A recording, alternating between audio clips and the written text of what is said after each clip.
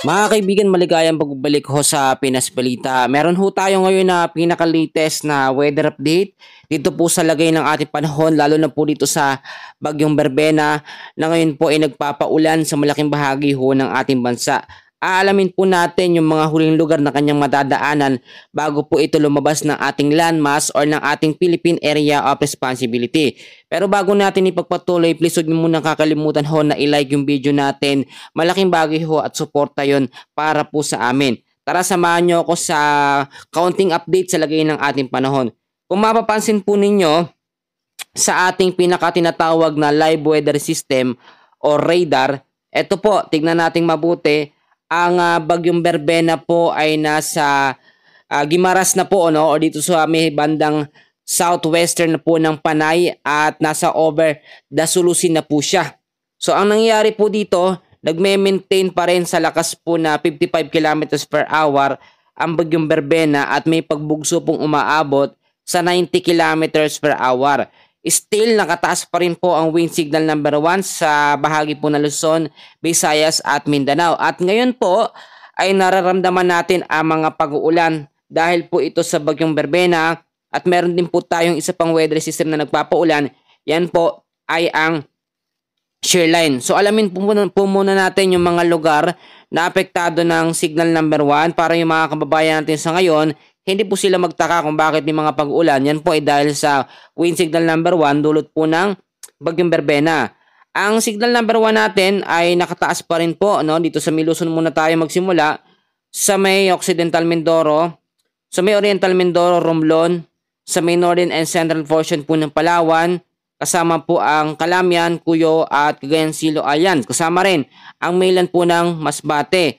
So kung mapapansin niyo, hindi naman direkto yung pinakasentro, pinakamata ng Bagyong Berbena diyan sa may bahagi ho ng Luzon, pero yung trough or extension ng kanyang hangin ang direktang nakakaapekto naman. Kung makikita niyo, malawak din yung sirkulasyon ng hangin po, o yung trough extension ng bagyo, kaya nakakaranas ng mga pag-ulan ang Luzon, Visayas at Mindanao at kaya meron tayong warning signal number 1.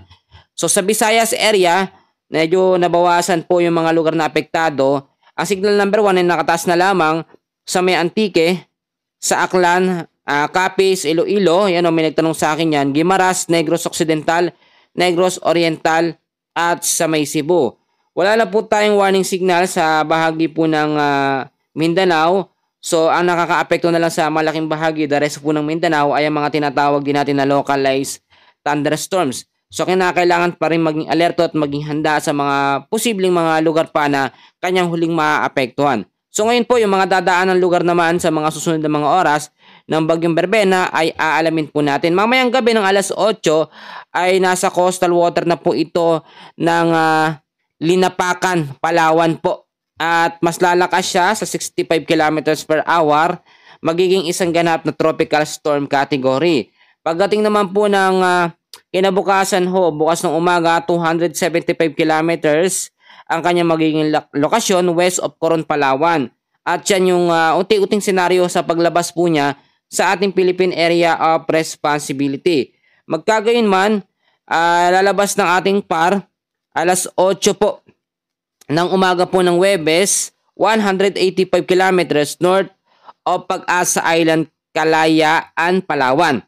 So kapag nakalabas na ng ating Philippine Area of Responsibility, ang Bagyong Berbena, patuloy pa rin makakaapekto ang trough or extension ng kanyang hangin sa kanlurang bahagi ng ating bansa.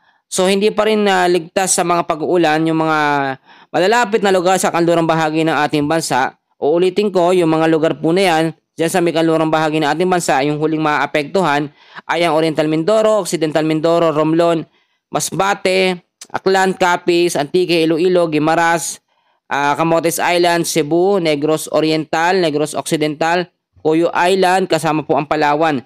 Yan po yung tinutukoy ko ng mga huling lugar na madadaanan po, maapektuhan ng tropical storm o Bagyong Berbena. At eto po, kapag lumabas na ito ng ating Philippine Area of Responsibility, take note, lalakas ito sa tropical storm hanggang sa severe tropical storm category ho na bagyo. Pero hindi naman siya nakikita na magiging typhoon or super typhoon category sa mga susunod po na mga oras or mga araw. So dahil po ngayon, mga kaibigan sa shoreline, yung shoreline meron pa rin tayo dito, o yung shear line ay yung salubungan ng malamig at mainit na hangin. At eto po, meron tayong nakataas na heavy rainfall warning. Meron tayong 100 to 200 mm sa dami ng pag-uulan sa may Cagayan, Isabela, Aurora, Quezon at Camarines Norte. 50 to 100 mm sa dami ng pag-uulan sa may Apayao, Kalinga, Mountain Province, Ifugao, Nueva Vizcaya, sa may Quirino, Bulacan, Metro Manila, Rizal, Cavite, Laguna, Batangas, Camarines Sur, Catanduanes, Albay at sa may Sorsogon. So bukas naman ho ng hapon hanggang sa Thursday ng hapon, meron po tayong 100 to 200 mm sa dami ng pag-ulan pa rin po. Diyan po sa may Cagayan, sa may Isabela at sa may Apayao. 50 to 100 mm sa dami ng pag-ulan sa Kalinga, Mountain Province, Ifugao, Quirino at sa may Aurora. Meron din tayo by Thursday ng hapon hanggang sa Friday ng hapon na heavy rainfall warning na merong 100 to 200 mm at dami ng pag-uulan sa Cagayan at Apayao. Isabela at Kalinga, meron pong 50 to 100 mm na mga pag-ulan. Lahat po ng mga lugar na binanggit ko ay apektado po ng heavy rainfall warning dahil po sa shear line. So dahil yan sa salpukan ng northeast monsoon at ng easterlies. Ito naman yung mga lugar na apektado nakakaranas ngayon ng heavy rainfall warning dahil po sa bagyong Berbena. Ngayong hapon po hanggang bukas ng hapon, meron tayong 100 to 200 mm sa dami ng pag-uulan sa Occidental Mindoro, sa may Oriental Mindoro, Romblon, Palawan, Antique, Aklan, Capiz, Iloilo at Guimaras. 50 to 100 mm naman na dami ng pag-uulan sa Marinduque, sa may Masbate, sa may Negros Occidental, Negros Oriental. By tomorrow ng hapon hanggang sa Thursday ng hapon, meron 50 to 100 mm sa dami ng ulan dyan po sa may Palawan. So kung napapansin ninyo, kahit hindi po naging malakas na bagyo, ang bagyong Berbena, yung pinaka-epekto naman po nito ay yung mga pag-uulan or malawakang pag-uulan. So most of the time, kapag mga tuloy-tuloy mga pag-uulan, ang mga karanas po ng mga pagbabahayan ay yung mga low-lying areas. Dito sa Luzon, dyan sa Metro Manila at yung ilang bahagi po ng Visayas. Yan kadalasan na nakakaranas ng mga pagbabaha, lalo na kapag ang senaryo natin sa mga bagyo ay yung puro pag-uulan lang ang naidudulot. Yung mga nasa matataas na mga lugar, medyo safe tayo sa malalakas na hangin dahil nga nasa warning signal number 1 lamang, 39 to 62 kilometers per hour ang lakas po ng hangin nitong bagyong Berbena. So ngayon, kahit mahina ito at hindi naman nakikita na magiging typhoon o super typhoon, maging alerto pa rin tayo. Dahil yan ay sinasabayan ng isang weather system which is ang shear line. Kapag ka nagkaroon po ng interaction yung dalawang samahan ng panahon na yan, posible magkaroon ng impact. Ano ang magiging impact? Yung tuloy-tuloy at malawakan pong mga pag-uulan. Sa ngayon, kaibigan ko, yan muna yung pinaka-latest na update natin. Mamaya, balikan nyo ko. Meron tayong pinaka-update o mag-update po muli tayo sa lagay ng ating panahon dito po sa minomonitor natin na bagyong Berbena. Maraming salamat and God bless po sa inyong lahat.